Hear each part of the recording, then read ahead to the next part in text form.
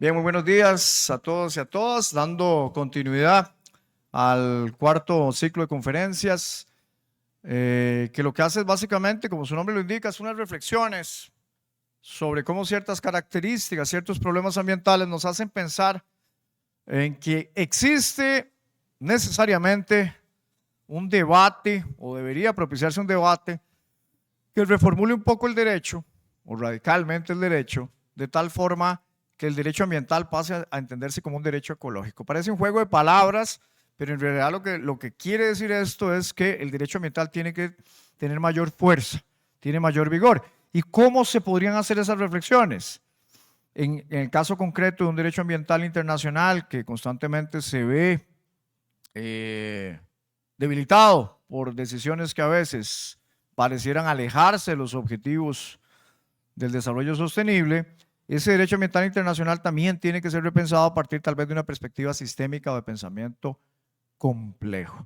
Y eso es muy importante en nuestra facultad, eso es muy importante en las investigaciones de nuestra querida universidad, porque eso nos lleva a tener que pensar en nuevos paradigmas. Y uno de esos paradigmas es sustentabilidad, ¿verdad? ¿Cómo la sustentabilidad entonces puede hacer que repensemos el derecho ambiental para hacerlo más próximo de los problemas ambientales que tenemos, ¿verdad? Y eso lo podríamos hacer entonces para tal vez tratar de promover un internacionalismo global que nos aproxime más a fenómenos objetivos que nos están colocando en jaque diariamente y que olvidamos. Entonces este ciclo, ¿verdad?, que así lo intitulamos, es organizado por un conjunto, ¿verdad?, de actores que son fundamentales. Entonces, en primer lugar, el agradecimiento, reiterar el agradecimiento a la decanatura, a la Facultad de Derecho, en la persona de la señora decana, la doctora Marcela Moreno Buján, quien siempre ha apoyado este tipo de iniciativas, siempre las ha fortalecido. También agradecerle profundamente a la Vicerrectoría de Acción Social, porque es la que le da el soporte institucional a otro actor, que es el Grupo de Pesquisa Derecho y Sustentabilidad de la Universidad de Costa Rica. Y aquí también siempre resalto que el Grupo de Pesquisa es exactamente como ese logo se ve, es una unión, es una sinergia entre docentes, administrativos y estudiantes. Reiterar mi agradecimiento especial a los GPDcianos, le diría yo, que han contribuido a lo largo de 5 o 6 años para que este grupo haya hecho muchas labores, muchos trabajos de investigación, muchas acciones de educación ambiental. Y entonces ahí mi sincero agradecimiento, aprovechando la oportunidad, Marisol, Chinchilla, Miguel Blanco y Rayman también que está por aquí. Lo mismo también agradecer, Rayman Alfaro, agradecer a Manrique Naranjo y a Álvaro Pérez, que han contribuido mucho para que este grupo crezca y se fortalezca. Además del grupo, además de la base, además de la canatura, agradecer al Instituto de Investigaciones Jurídicas, en la persona del señor director, don Gustavo Chan, también porque este tipo de iniciativas parten de esa idea de que la universidad se hace con acción social, se hace con investigación y se hace con docencia. El otro actor entonces son las cátedras de Derecho Ambiental y de métodos de investigación. Finalmente, pero no menos importante, porque es la que da todo el soporte financiero, la UICE, ¿verdad?, de nuestra universidad, que es el equivalente a un departamento internacional en otras universidades, y la UICE da todo un soporte importantísimo para hacer la cooperación sur-sur, para hacer todo ese trabajo de redes que se construye, ¿verdad?, y que se puede ver aquí con esas manos saludándose calurosamente entre dos países que tienen problemas comunes, ¿verdad?, y que en esa medida, con su alta diversidad y con el desarrollo de un conocimiento sur-sur, promueven también cooperación en América Latina y fuera de América Latina. Entonces, agradecer a los estudiantes también que están aquí presentes. Hechos esos agradecimientos, yo quisiera nuevamente darles la bienvenida, casi despedida, porque es el último día que ellos nos acompañan en Costa Rica. Ya mañana parten para Brasil, después de más de una semana de conversaciones en diversos temas que hemos tenido, de conferencias, de mesas de trabajo. Entonces, darle la bienvenida nuevamente al profesor que nos va a acompañar en la conferencia de hoy, el profesor Luciano Alvarenga, que ya todos ustedes conocen. Por favor, profesor, pase a la mesa.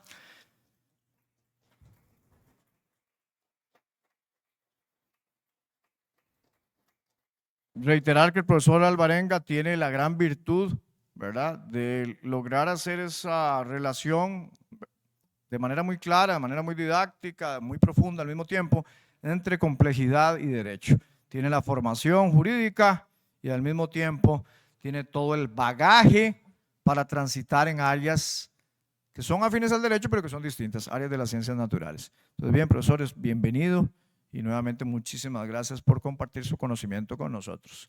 El profesor Luciano, reiterando también, ha escrito innumerables obras, entre ellas unas relacionadas con un bioma específico de Brasil, que es el Cerrado, y además actualmente se encuentra como investigador en la Universidad Federal de Ouro Preto, ciudad histórica muy linda, Minas Gerais.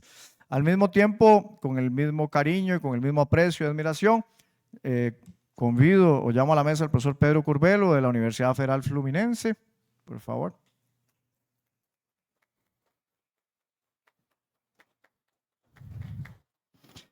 Y el profesor Pedro Curbelo, que forma parte del posgrado en Derecho de la Universidad Federal Fluminense, también tiene una serie de trabajos sumamente interesantes en temas de derecho ambiental internacional, derecho constitucional, derecho empresarial, una persona con también un inmenso bagaje, con postdoctorado en Francia, doctorado en la Universidad del Estado de Río de Janeiro, que es mi segunda casa académica, junto con la Universidad Federal de Santa Catarina. Agradecerles a ambos por compartir sus impresiones. Vamos a tener para la conferencia del profesor Luciano un espacio de 30 minutos. La idea es que posterior a la conferencia del profesor Luciano, que Miguel va a ir llevando el tiempo y le va a ir avisando cuando falten 10, 5 minutos, una vez que el profesor Luciano Alvarenga termine, el profesor Pedro va a levantar un elemento que lo que va a generar es debate, que lo que nos va a permitir es que ustedes hagan 2, 3 preguntas sobre lo que fue expuesto y sobre todo que lo relacionamos con todos los temas que se han discutido en la facultad relacionados con los desafíos de la sustentabilidad. Sin más preámbulo y dejándole la palabra a quienes queremos, ¿verdad?, reiterarles nuestro agradecimiento por estar aquí con a gente, conosco, y que sea la segunda y la tercera de muchas otras oportunidades en las cuales estemos en diversos espacios de cooperación. Bien, entonces le doy la palabra al profesor Luciano. ¿Usted va a tener un PowerPoint, profesor? Sí, me lo prestas. Siento, Marisol me ayuda con eso. Pedro, tal vez no vamos a la mesa para poder observar la presentación de él. Y se va a ir hacia aquí, ¿no? Y muy bien, entonces que los dejo con el profesor Alvarenga.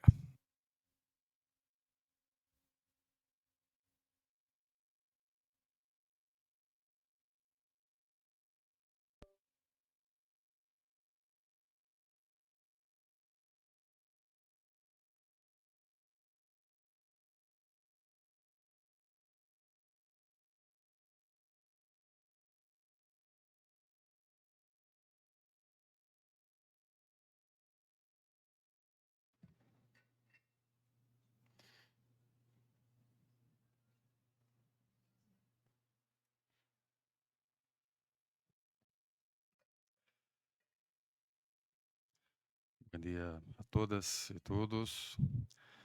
Com muito gusto, estou aqui com vocês. Uma vez mais, agradeço à Universidade de Costa Rica por a invitação, por todo o suporte e agradecimento especial também ao professor Carlos Peralta por a invitação e, sobretudo, claro, agradecimento a todos ustedes por estarem acá. Muy bien. A proposta de trabalho para hoje involucra tema muito interessante, tema, creio eu, novo para vocês e que tem a ver com a temática da geoética. Eu propongo uma discussão sobre direito atento a los paisajes de Gaia, giros metodológicos y hermenéuticos desde la geoética, que es nuestro tema principal de discusión, y los ODS también. Muy bien, tenemos un guión para nuestra charla, para nuestro conversatorio, en 6 momentos, en 6 etapas. Primero, la ética, después la ética ambiental, después la geoética, una evolución de estos temas, después trataremos um pouco sobre documentos, sobre geoética, sobretudo no âmbito do direito internacional. A continuação, geoética, geoconservação e ODS, e depois, por fim, alguns giros hermenêuticos, geoética e direito, que é nosso tema principal. Muito bem. A ética, em geral, se relaciona com uma parte da filosofia que reflexiona sobre a essência de los princípios, de los valores e de los problemas fundamentais da moral.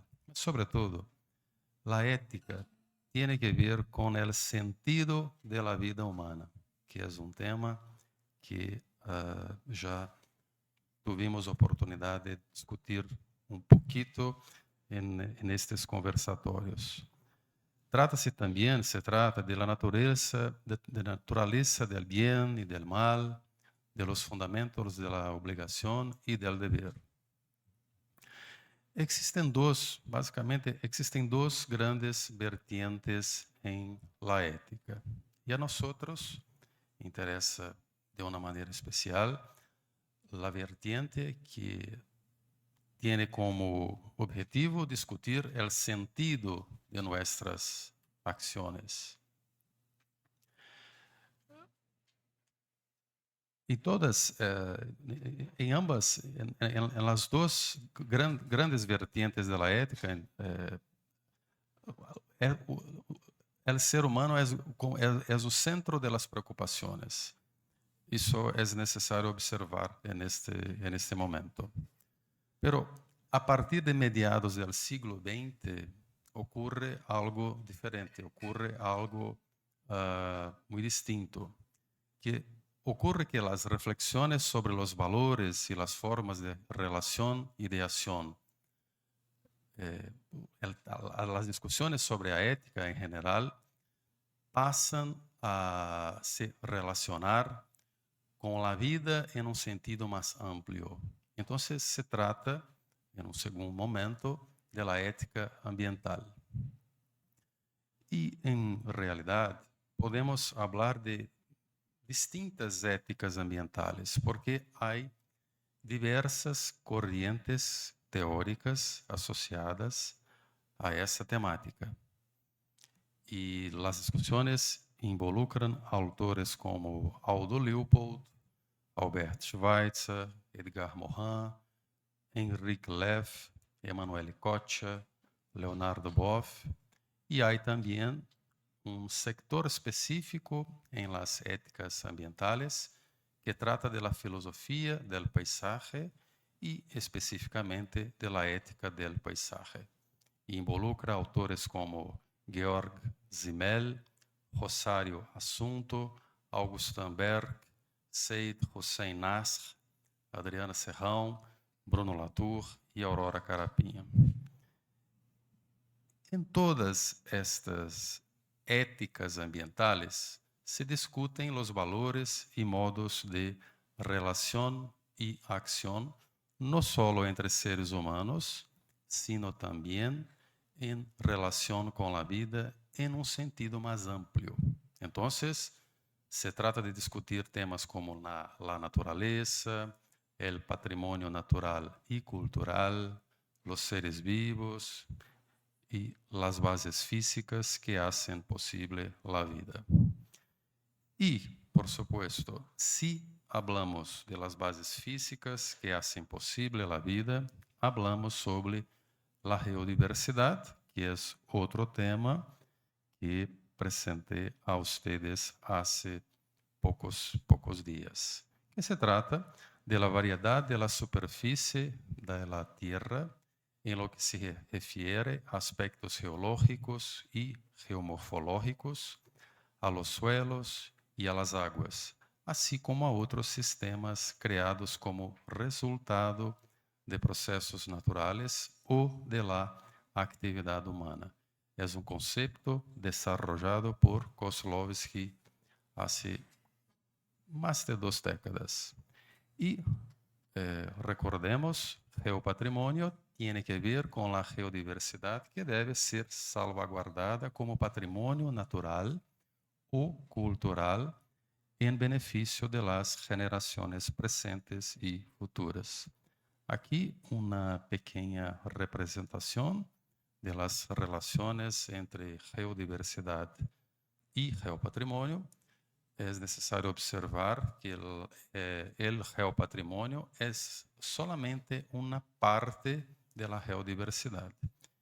Y la geodiversidad tiene que ver con este tipo de paisaje. Tiene que ver con la forma de la tierra, tiene que ver con el relieve, con artefactos paleontológicos y tiene que ver también con tipos de paisaje en que elementos o aspectos naturales se relacionan a aspectos culturales. Entonces, la geodiversidad es esencialmente un tema complejo, porque hay distintas camadas de la realidad que están manteniendo relaciones entre sí. Quanto à la geoética, quais são suas premissas? É uma pergunta fundamental. Tengamos em conta que partimos de la ética en general, seguimos para las éticas ambientales y ahora, a partir de este momento, pasamos a tratar de la geoética en particular. Una premisa fundamental de la geoética es la conexión indisociable entre geodiversidad y biodiversidad. Se trata aquí de pensar como una montaña, que es algo relacionado a la epistemología del paisaje que he mencionado a ustedes hace algunos días. ¿Y qué es pensar como una montaña?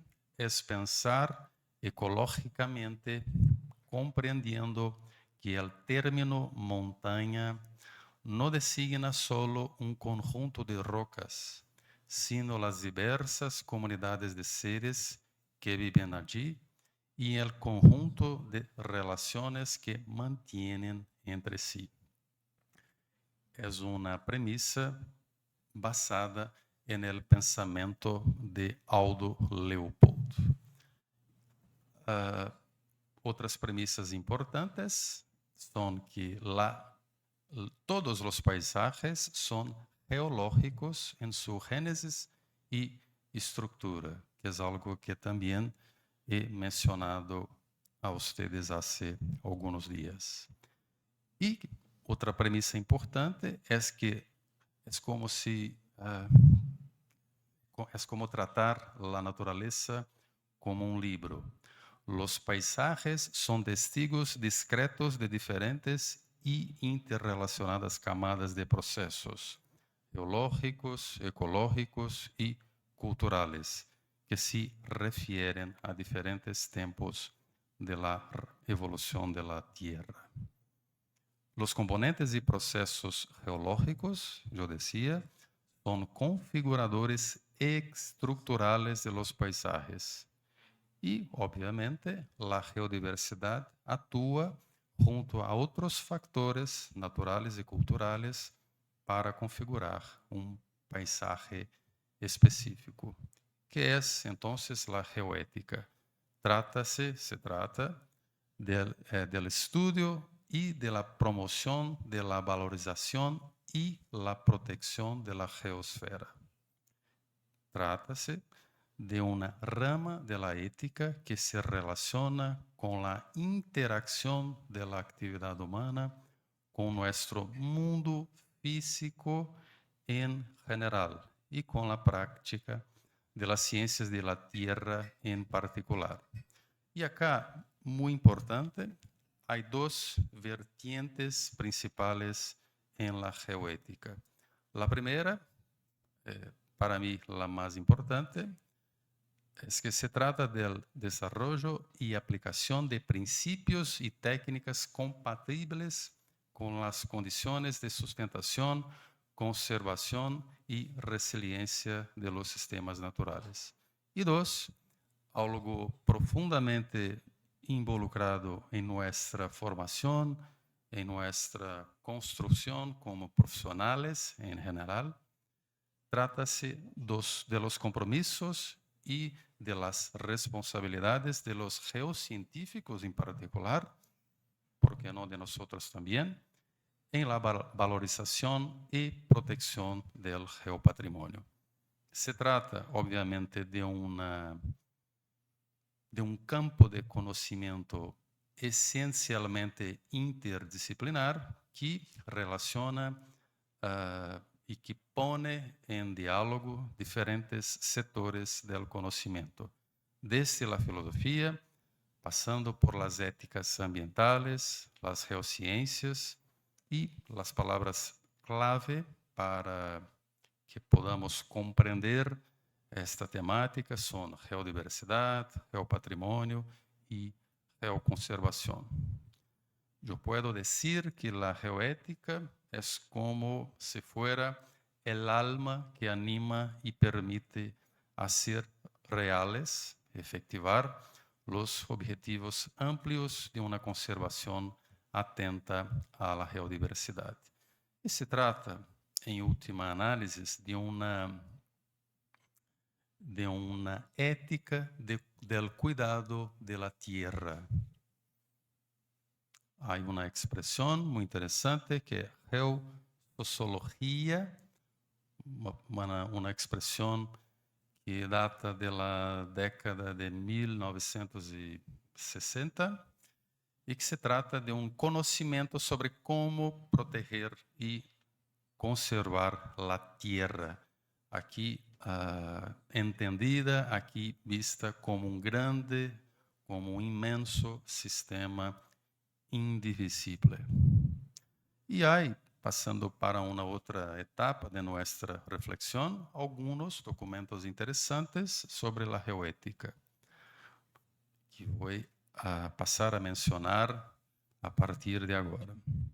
Muy bien, un documento importante, el primer documento, es la propia Convención para la Protección del Patrimonio Mundial, Cultural y Natural de 1972, que hace referencia a formaciones físicas y biológicas, a grupos de esas formaciones y también a formaciones geológicas y fisiográficas.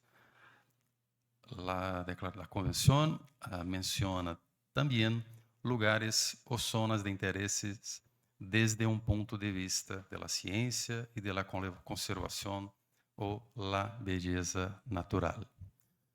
Pero un documento que me parece más importante es la Declaración Internacional de los Derechos a la Memoria de la Tierra, la Carta de Digne-Levin de 1991, que es el resultado del primer simposio internacional sobre la protección del patrimonio geológico para la difusión de debates relativos a la geodiversidad y a la geoconservación. Me permitiré leer a ustedes los principios, no se trata de muchos principios, y paso a hacerlo desde ahora. Así como cada vida humana es considerada única, ha llegado el momento de reconocer también el carácter único de la tierra. Es la tierra la que nos sostiene.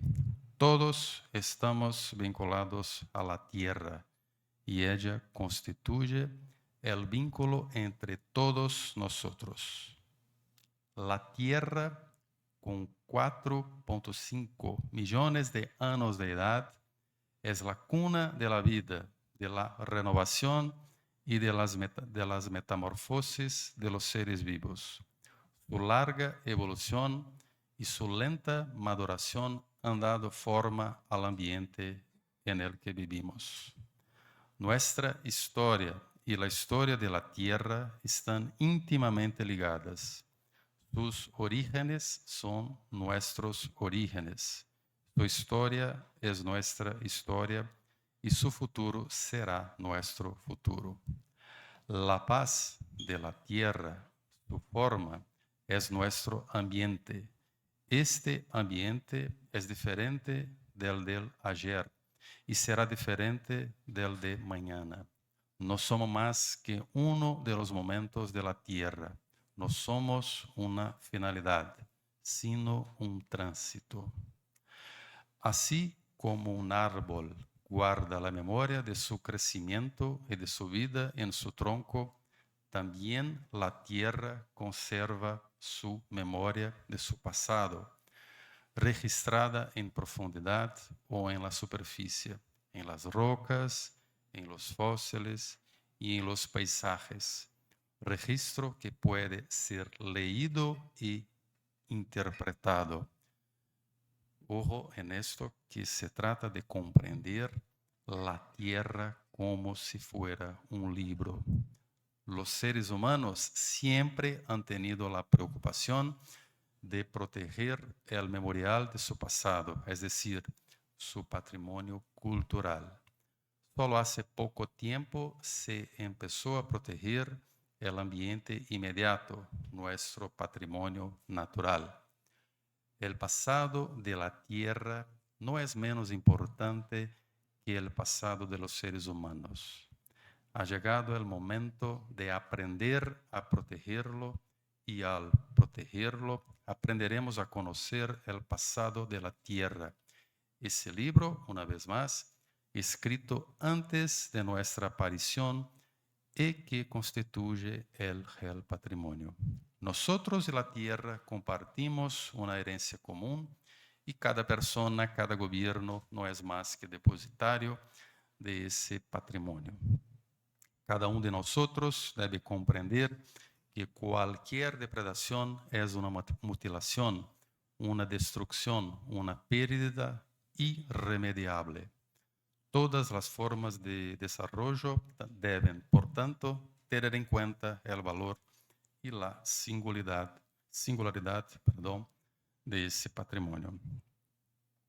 A continuación, hay un otro documento importante que se trata de la Declaración de Ciudad del Cabo sobre geoética y que trata la geoética en dos dimensiones fundamentales. Primera, tiene que ver con la investigación y reflexión sobre los valores y el sentido de las actividades humanas que interactúan con el sistema terrestre. Adicionalmente, tenemos una discusión sobre las implicaciones éticas, sociales y culturales del conocimiento, la educación, la investigación, la práctica y la comunicación en las geociencias en particular. Yo pregunto, ¿por qué no mencionar aquí también el derecho y de modo especial el derecho ambiental? Y se trata también de discutir la responsabilidad socioambiental de los geocientíficos. Yo pregunto, ¿por qué no tratarmos también de la responsabilidad socioambiental de los profesionales, investigadores en general en derecho? Y hay algunos aspectos importantes a destacar, que se trata básicamente de la protección del geopatrimonio. Voy a destacar apenas solamente algunos.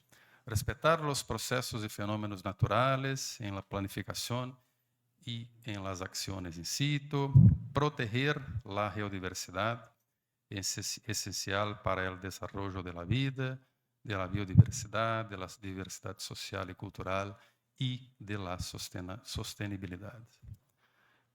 Promover la geoeducación para el desarrollo sostenible y se trata también, como he mencionado, de los principios de la responsabilidad socioambiental de los geocientíficos, yo diría de los científicos en general y también de los profesionales del derecho ambiental.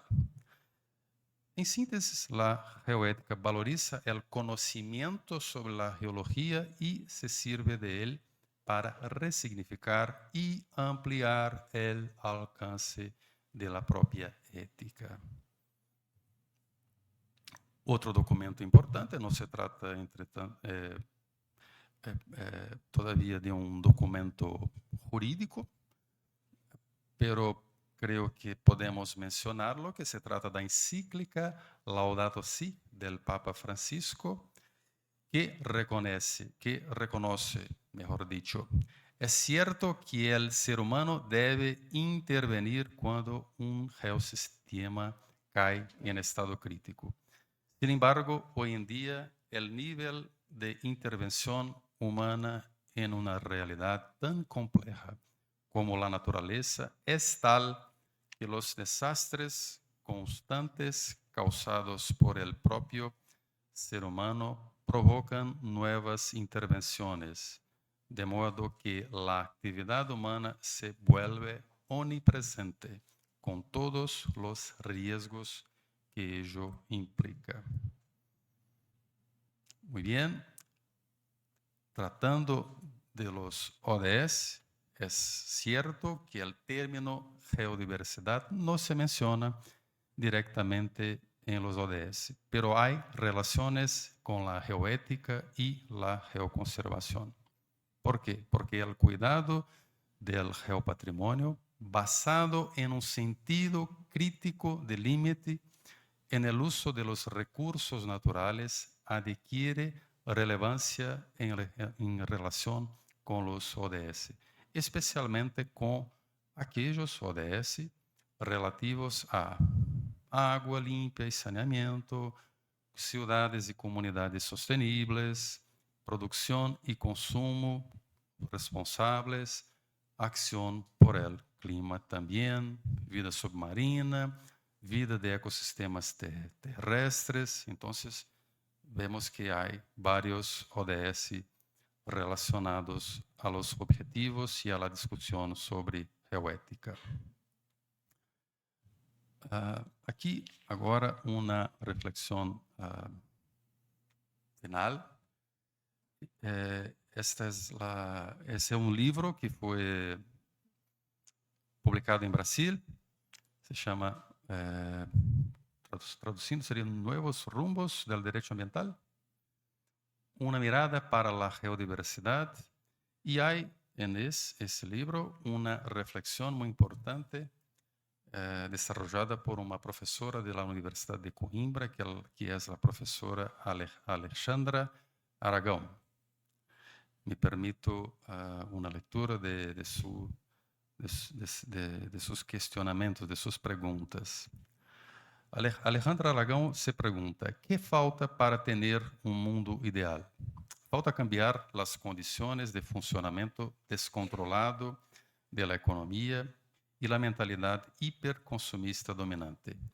Porque si fuera más caro extraer recursos geológicos que utilizar los que ya han sido extraídos, el reciclaje sería la regla y la extracción la excepción.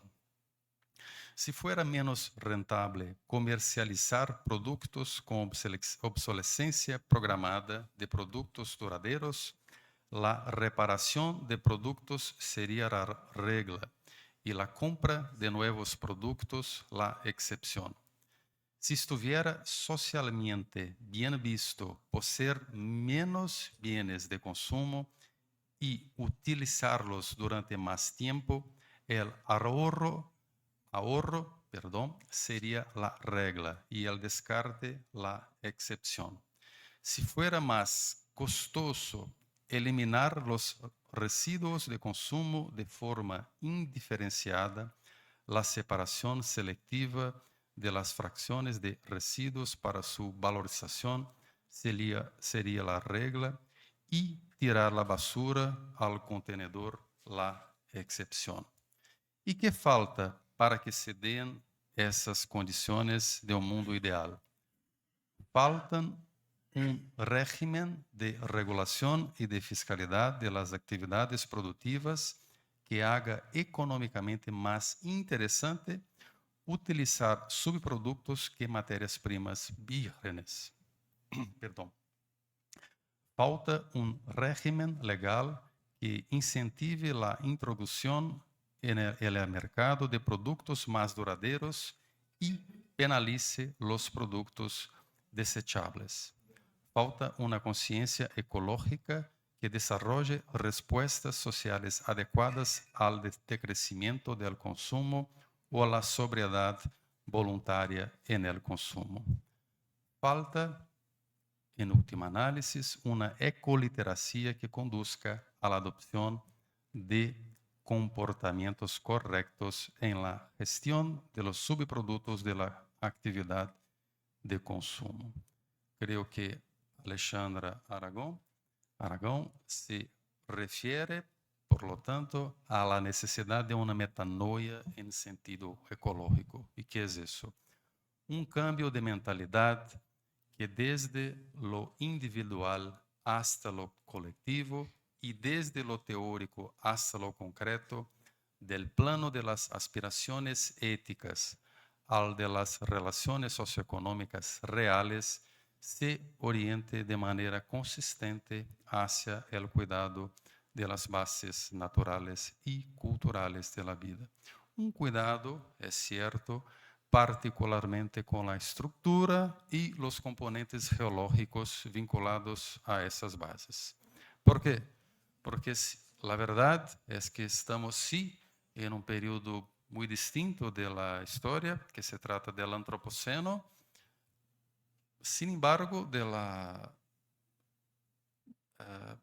la conclusión de la Comisión de Geología y Estratigrafía de la Unión Internacional de Ciencias Geológicas, que dice que no tenemos, que no estamos involucrados en una nueva era geológica. Se trata, sin embargo, de un periodo que designa un periodo caracterizado por la notable aceleración e intensificación de las intervenciones de determinados grupos, no todos, sobre el planeta. Y me parece que la geoética está muy cerca de una afirmación de François Host, que es la siguiente: muchos sitios son únicos, muchos recursos son insustituibles. A su respecto, la técnica de la compensación no es pertinente. El hecho es que algunos espacios o recursos deben ser rigurosamente protegidos, mantenidos en su estado original, sin concesiones, sin excepciones. Sitios como ese, que es la sierra, el Pico de Itabirito en Brasil, un dibujo antiguo del siglo XVIII, otro dibujo. Se trata de un sitio protegido en varias escalas del derecho. Sin embargo, está así hoy, completamente devastado. Y aquí una reflexión final que me parece profundamente importante y que viene del pensamiento de Aldo Leopold. Es que si no preservamos la naturaleza salvaje, nuestros hijos quizá nunca nos perdonen. Pero existe un destino aún peor, que nuestros bisnietos no se preocupen, porque ya no podrán comprender lo que se perdió. Muchas gracias y una vez más, un gusto estar acá con ustedes y gracias a todos y todas.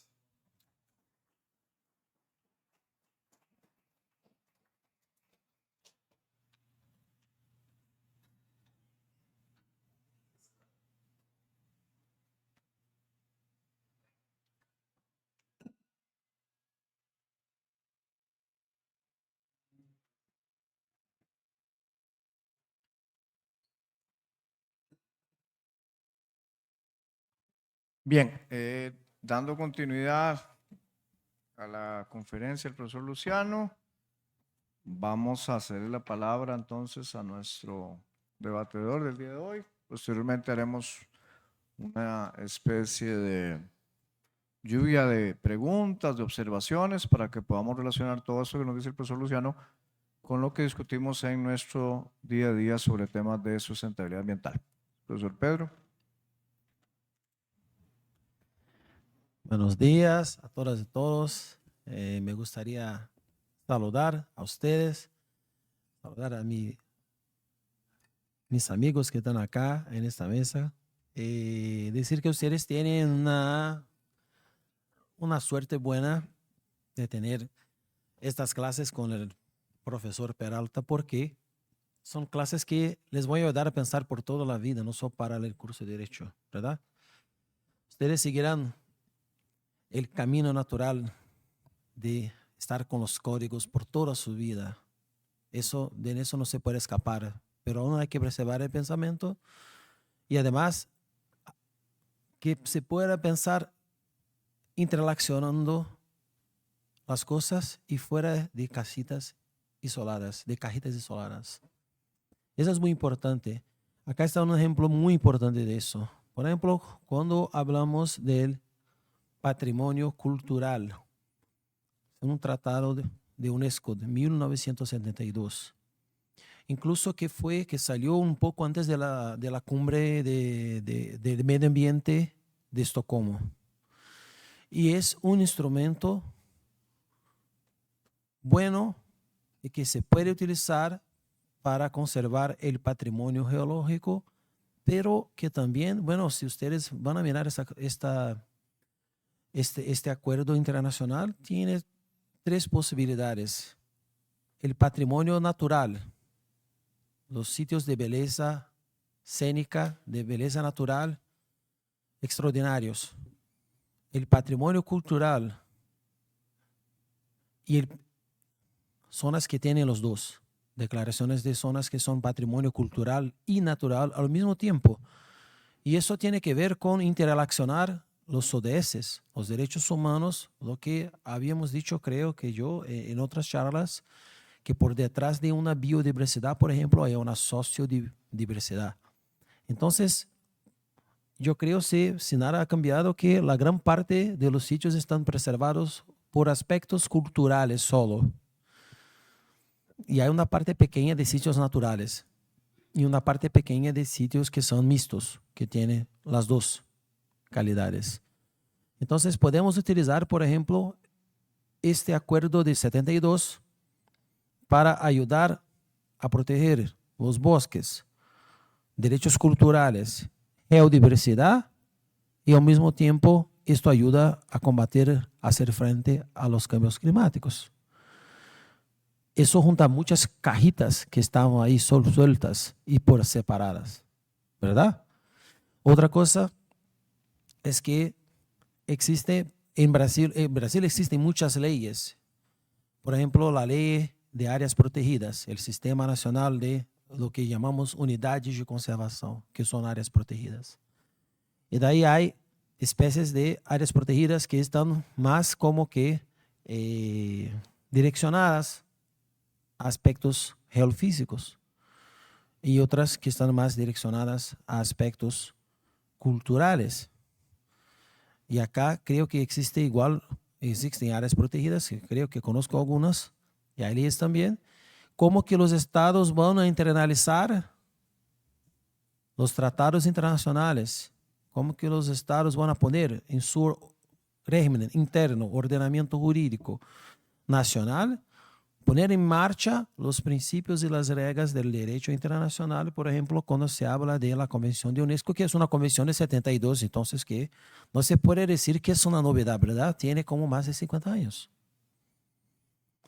Y para cerrar, un aspecto que me pareció muy importante, yo no sé si ustedes están haciendo las relaciones con las cosas que están en el presente y amenazas del futuro y cómo que eso está ahí involucrado.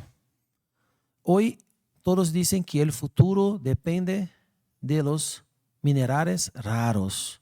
¿Y dónde están? En las rocas. ¿Y las rocas dónde están? Bajo los bosques y muchas veces en sitios geofísicos. Ahí están las rocas, ahí están los minerales. Entonces, lo que Luciano dijo al final es muy importante porque tenemos unos minerales ahí. Todos nosotros tenemos un portable, un celular, a cada 2, 3 años cambiamos, ¿verdad? Y eso va a la basura y se pierde. Y acá hay muchos minerales raros. Y si hubiera un reciclaje bien hecho, no habría la necesidad de hacer nuevos huecos y destrozar sitios geológicos y de sacar los bosques, porque eso puede generar daños irreversibles, como ha dicho Luciano muy bien. Hay cosas que son insustituibles. Los paisajes geológicos son por sí solos muy importantes para el equilibrio del agua, del clima, del suelo y además tiene percepciones culturales involucradas ahí. La gente que convive y que tiene ese sitio como un sitio para actividades culturales, actividades religiosas muchas veces. Entonces, tenemos que trabajar por la biodiversidad, por el reciclaje también. Entonces, hay una investigación que está haciendo un graduando, ¿se dice? Un graduando. Un estudiante de grado bajo mi dirección en Brasil. De graduación. Sí, tenemos becas. Tenemos unas becas en graduación en Brasil que llamamos las becas de iniciación científica. Son becas para desarrollar futuros investigadores. Entonces, ese chico tiene ahí una beca. Cambio mensajes con él mismo de acá para saber cómo está yendo ahí la investigación. Y su investigación tiene que ver con cómo pueden las startups trabajar soluciones empresariales para que tendremos menos basura plástica y más reciclaje. Y ya tenemos ejemplos. No solo leyes, pero iniciativas de startups. Ustedes saben qué son las startups. Son modelos de negocios que son de alto riesgo porque son innovadores y que son basados en las tecnologías que ahora está la palabra de moda, que son disruptivas, porque cambian de manera radical la forma como las cosas se organizan por el hecho de la tecnología. Por ejemplo, en Brasil, generalmente, y acá creo que también, antiguamente había que llamar al taxi y buscar un taxi que fuera autorizado por el gobierno local, ¿verdad? Y ahora usted puede hacer eso con una app en su celular. Y este mismo app en Brasil ahora está haciendo entregas de comida, el mismo app. Y eso ha cambiado la manera. Por ejemplo, fuimos otro día al centro, después de las actividades profesionales acá, fuimos al centro. El centro de acá está como el centro de la ciudad de Río de Janeiro, está abandonado, porque la gente se compra todo en línea. Entonces, estos apps y esas tecnologías están cambiando de manera radical la forma como organizamos la economía, el espacio, el ambiente urbano, etc. Entonces, ¿por qué no utilizarmos esas tecnologías, por ejemplo, para incrementar el reciclaje y para disminuir la presión sobre las zonas con bosques y patrimonio geofísico, ¿verdad? Entonces, eso es una cosa que ustedes tienen que pensar acá, ¿sí? Ya le doy la palabra un ratito. Qué bueno que usted ya tiene una pregunta y una provocación. Entonces, yo creo que, hablé mucho de más, demasiado ya, creo. Pero creo que esos son elementos que pueden relacionar el derecho internacional, que muchas veces parece que está como muy alejado de nuestra realidad, con nuestra realidad. ¿Cómo que vamos a poner eso en marcha? Y otra cosa, ya tenemos muchos instrumentos que ya están ahí. En Brasil hay montones de leyes, acá no sé, pero en Brasil hay montones. ¿Y cómo podemos meter todo esto en marcha, saliendo de las cajitas y utilizando los instrumentos que ya existen para hacer frente a los retos y desafíos de cambio climático y contaminación plástica, ¿verdad? Entonces, ahora antes que usted tenga su oportunidad, tengo que, como protocolo, pasar a la palabra a mi amigo presidente de la mesa, el profesor Carlos Peralta. Gracias al profesor Pedro. ¿Quién tiene preguntas? Mía. Mía y César, tal vez por temas de espacio. César primero, discúlpame, y luego pasa con vos. César. Sí, en primer lugar, muchas gracias a los profesores por las conferencias que nos dieron en estos días. Fueron muy gratificantes. Ahora que el profesor Luciano mencionaba la cita de la profesora, creo que era, si no me equivoco, el libro, ¿verdad? Y donde incluía el tema del reciclaje y demás. Y justo ahora que el profesor Pedro también incluía esto de las apps y el reciclaje, a mí me surgió una pregunta. Yo el año pasado, junto a un equipo de trabajo, estábamos creando un proyecto, una app, para convertir como la plataforma Uber en una plataforma de transporte de reciclaje, en el cual a través de que las personas pidieran un transporte para que les llevaran su reciclaje de su casa a un centro de acopio o a un lugar en donde se recicla, estas iban a recibir distintas bonificaciones, ¿verdad? Y de esta forma, bueno, incentivar el reciclaje y demás. Y con esto nos dimos cuenta, haciendo la investigación, que solo el 6% de los residuos se reciclan en Costa Rica. El 94% termina en las calles, en los mares o etcétera. Entonces, me surgía la pregunta, ahora que el profesor Pedro también lo mencionó, puede ser para cualquiera de los de los tres profesores, ¿qué, qué medios, aparte de una nueva legislación, son los apropiados para que las personas se metan de lleno a estos temas, ¿verdad? En los cuales pueden transformar esa mentalidad del ambiente como algo externo y volverlo algo centralizado en sus vidas, el reciclaje y demás, que realmente esto digan, esto lo puedo hacer para cambiar el mundo, pero también lo puedo hacer para la herencia ecológica que vamos a dejar para las generaciones futuras. ¿Qué medios podemos usar para que esas personas se convenzan de esto? Muchas gracias.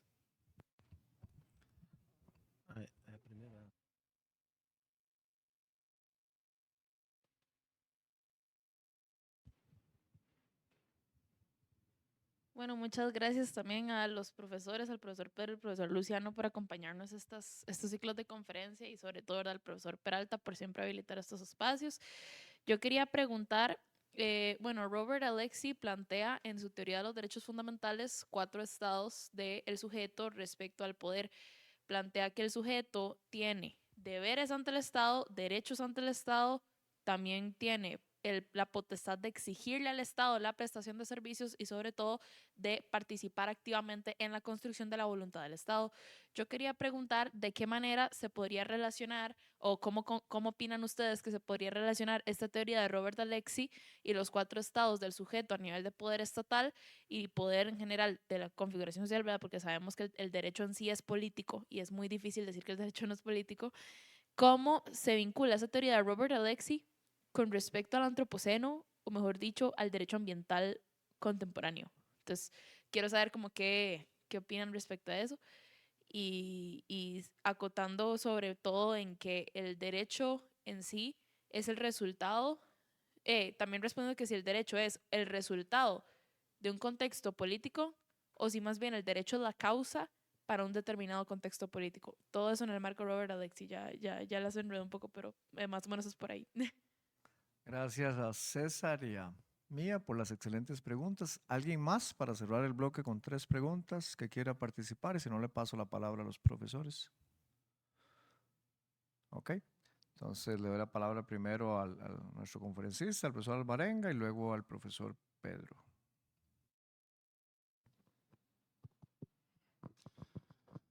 Muy bien. Agradezco por las preguntas. Las dos preguntas muy interesantes. Hay algunas respuestas que son como típicas para cuestiones así. Su pregunta me parece, por ejemplo, en Brasil se dice que la educación ambiental es un camino muy importante, ¿no? Entonces, pero creo que se trata de algo más, ¿no? Se trata de un conjunto de fatores y de la articulación entre estos factores. No se trata solamente de educación ambiental. Creo que hay muchas camadas de trabajo, camadas que tienen que ver, por ejemplo, con una mejor difusión de la información de interés ambiental a toda la sociedad. A partir de la información, mejorar los niveles de participación política en cuestiones ambientales, ¿no? Me parece central. Y los cambios éticos, la verdad es que los cambios éticos son cambios que necesitan tiempo para se procesar. Entonces no es algo fácil de hacer. Creo que tenemos desafíos muy grandes en términos de cambios éticos. Se trata de, son necesarios muchos esfuerzos. En Brasil, la ley ambiental tiene una característica interesante, que me parece de todo interesante, que es que las empresas también tienen responsabilidad, una responsabilidad clara perante la política ambiental, especificamente perante los principios de la política nacional del medio ambiente. Entonces, desde un punto de vista jurídico, tenemos una herramienta interesante para incentivar a las empresas que participen, que actúen por la mejoría de las condiciones ambientales y, sobre todo, me parece un aspecto decisivo, se trata de aprimorar, de mejorar nuestros procesos de producción. Creo que es muy importante, que es una idea central, no discutirmos solamente el consumo, sino discutir también, por supuesto, el proceso o los procesos de producción en términos generales. ¿Sí?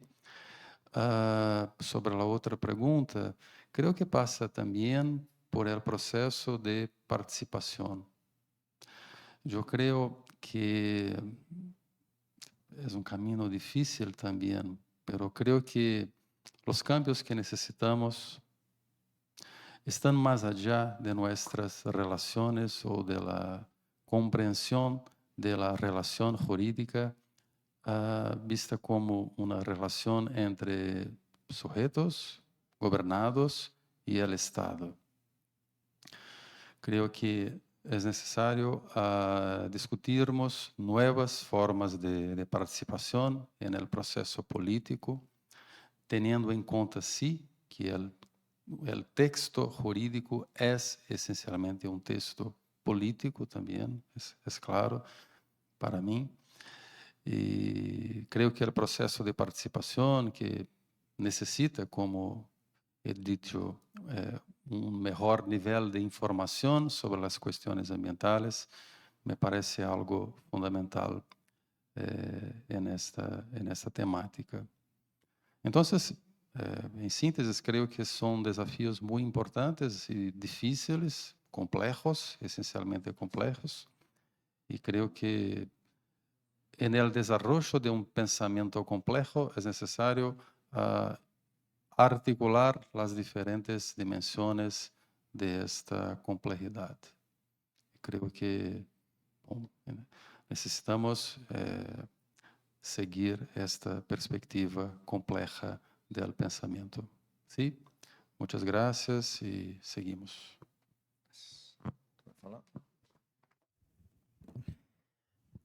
Bueno, muchas gracias por las preguntas. Bueno, intentaré responder más a la primera y dejar a la segunda con el profesor Peralta, ¿sí? Bueno, quizá pueda traer unos elementos para usted igual. Bueno, en Brasil tenemos ya algunas iniciativas. por ejemplo, hay algunas iniciativas que recogen la basura orgánica, porque en verdad tenemos un desperdicio de comida muy grande. Entonces, primera parte en nuestra casa tenemos que acabar con este desperdicio, es decir, hacer un plan, manejar mejor la comida que tenemos para no tirar comida a la basura.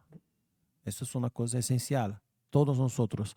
Pero grande parte del desperdicio de alimentos está en la cadena la cadena de la industria alimenticia. Entonces, en el transporte se pierde montones y hay soluciones. Hay soluciones, ¿verdad? Por ejemplo, se puede hacer compotas, se puede hacer salsas, se puede hacer un montón de cosas con vegetales que están feos porque en el transporte se dañaron y que van a la basura. En nuestra casa de Gallup tenemos soluciones con creatividad para hacer platos, comidas con cosas que ya no están tan bonitas, pero que todavía se pueden comer. Entonces tenemos esta iniciativa que a veces participo. Entonces hay un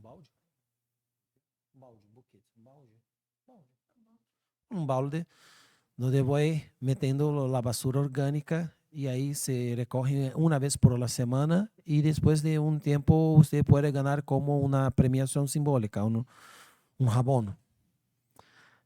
Hay muchas otras posibilidades. Por ejemplo, otro día hace unos años, estaba yo en Canadá y fui a un mercado. En ese mercado había una máquina. Y en esta máquina se metían las botellas como esta acá, vacías de plástico, y cada botella que se metía se ganaba un crédito de algunos céntimos bueno, ya no me acuerdo la moneda que utilizan. Pero no era un valor tan chico, era un valor que estaba bien. Entonces, con algunas botellas ahí que se metía, sacaba el crédito y ya llevaba al mercado, utilizaba ese crédito para ayudar a pagar una parte, aunque pequeña, de la compra que estaba haciendo. Entonces, tenemos muchas posibilidades. Una cosa que Luciano ha dicho muy bien en su charla es que económicamente, bueno, ha citado, ha feito un quote de Alexandra Aragão, que es una profesora grandísima y que además creo ha estado con nosotros, ¿verdad, profesor Peralta? Ha estado con nosotros en cooperaciones, en obras que hemos organizado. Entonces, si está más barato sacar los minerales del bosque que reciclar, la industria va a seguir haciendo eso. Pero que la verdad es que todo el costo social y ambiental no está siendo llevado en cuenta de forma correcta. Entonces, cuando se hace, por ejemplo, iniciativas de valoración económica de los recursos naturales, es algo que para mí tengo con una reserva. No soy tan entusiasmado con eso, porque se saca la visión de la ética, pero el mercado muchas veces no tiene ética. Entonces hay que poner en el mercado, con el lenguaje del mercado, y decir, los costos sociales, ambientales tienen que ser considerados y por eso usted tiene que hacer el reciclaje. El derecho no está solucionando todo. El derecho es una parte de la solución. Entonces, otra parte que es una parte en que estamos aquí con el experto súper de la tributación ambiental. Los tributos, los impuestos, las tasas, tienen que hacer que sea ventaja reciclar.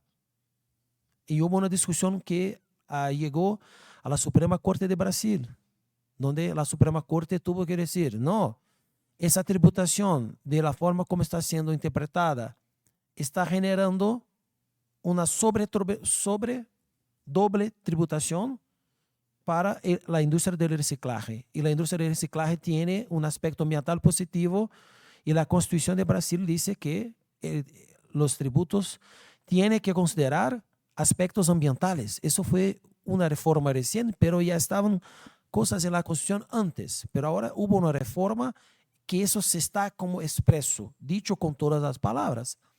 El Supremo Tribunal Federal, la Corte Constitucional de Brasil, dijo que no se puede tributar la industria del reciclaje más que la industria que saca los minerios de la naturaleza. Y eso fue un juzgado muy importante, pero solo el derecho no va a solucionar todo. Yo creo que solo el derecho no va a solucionar nada. Entonces tenemos que involucrar a la gente de otras áreas para generar soluciones integradas.